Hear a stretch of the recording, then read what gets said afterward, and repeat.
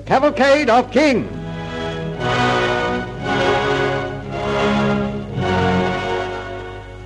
George II.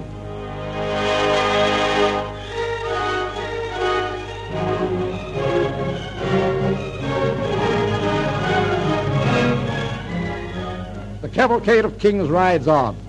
George I, founder of the Guelph dynasty, is past, and his son George II, who succeeded him as Elector of Hanover and King of Great Britain and Ireland, approaches. George II was born in Hanover on the 30th of October 1683.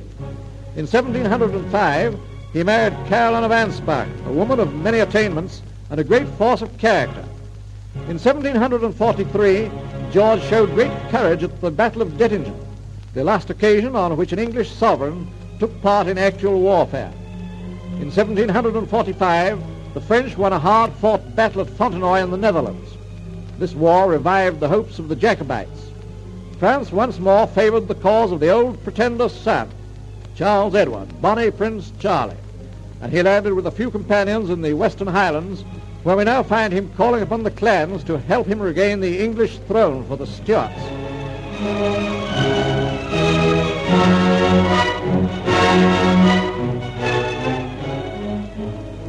Men of Scotland, with courage and perseverance, will conquer all before us.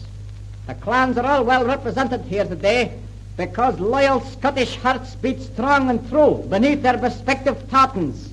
Fierce, proud, courageous hearts, through which flows the unsullied blood of the invincible Highlanders who were their forefathers. Hearts which will not accept as king the German usurper from across the water. My father, James Stuart, was deprived of his throne because he stood firm for his religion, claiming the right of every man to worship God in his own fashion. His sufferings and many disappointments have sapped his life's blood and left him but the husk of a man. But I'm young, I'm strong, and I want vengeance for the injustices and humiliations that have been showered upon the royal house of Stuart. And I, the last of our line, am ready to fight and willing to die for the honour of my house. Will ye follow Charles, who is your rightful king, or are you content to remain the vassals of George of Hanover? Then, gird on your broadswords, give voice to our ancient Gaelic battle cries, and to the droning of the pipes, let us march on, never turning back until we've fought our way to freedom.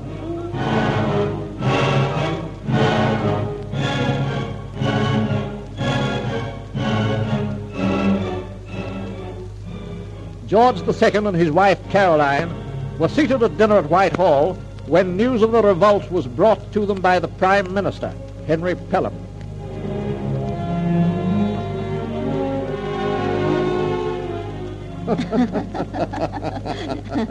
Oh, Caroline, my sweet, not another word, I pray you. But, my dearest, it is perfectly true what I've been telling you. The gander, such a huge gander, George, was chasing poor old Martha round and round the kitchen garden. Oh, tell me, what did Martha do? Well, you know how fat she is. She could do very little, except pick up her skirts and waddle as fast as she was able into the kitchen.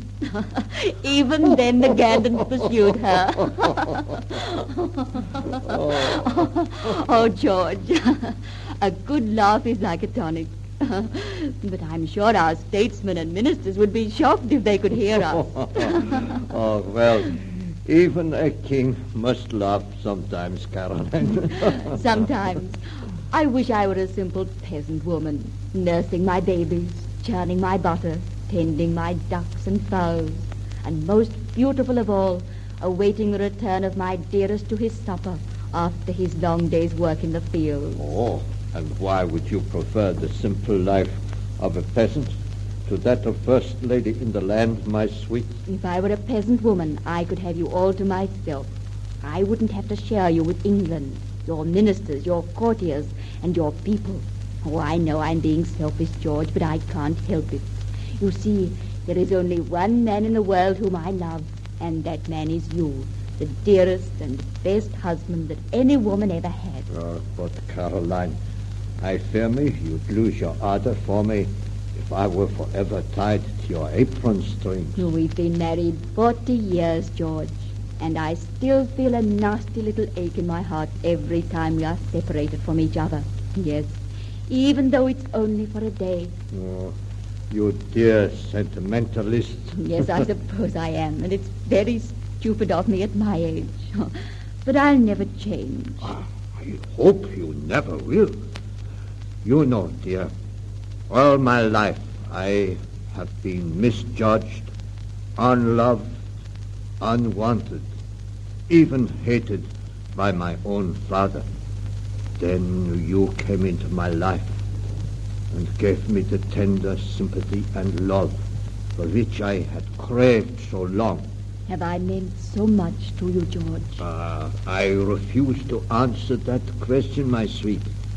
You're just angling for compliments, and I will not add to your conceit. Oh, George, I'm not conceited.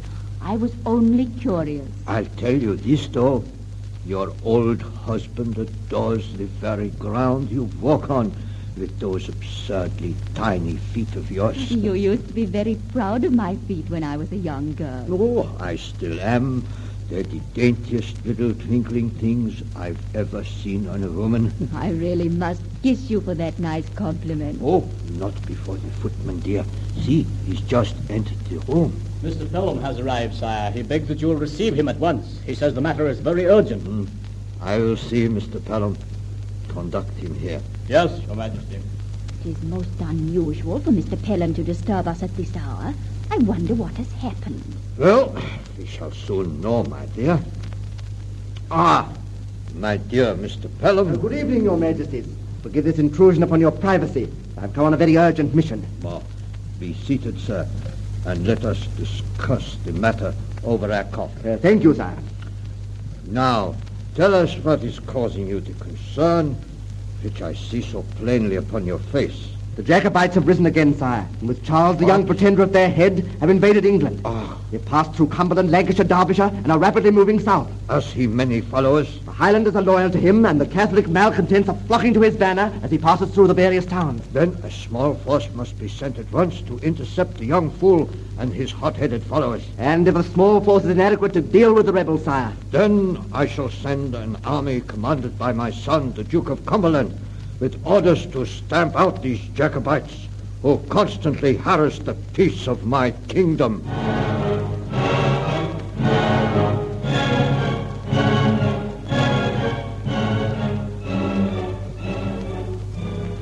The battles of Prestonpans, Falkirk, and finally in 1746 Culloden were fought before an end was put to the last of the Jacobite revolts.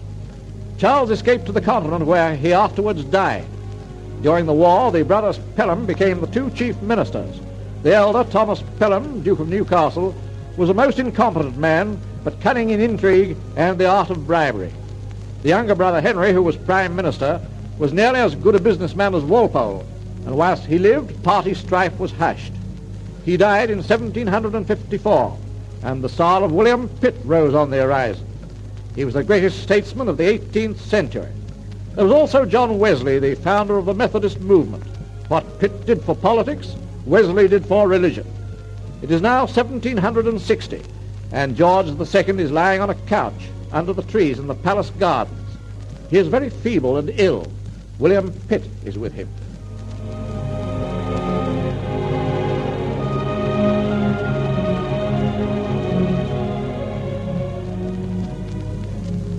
Pitt, what a strange country this is.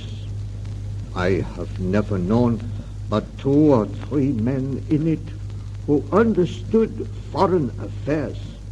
You are one of those men. It is my duty to understand foreign affairs, sir. I wish Newcastle had devoted a little more time to the subject and less time to his absurd intrigues and briberies.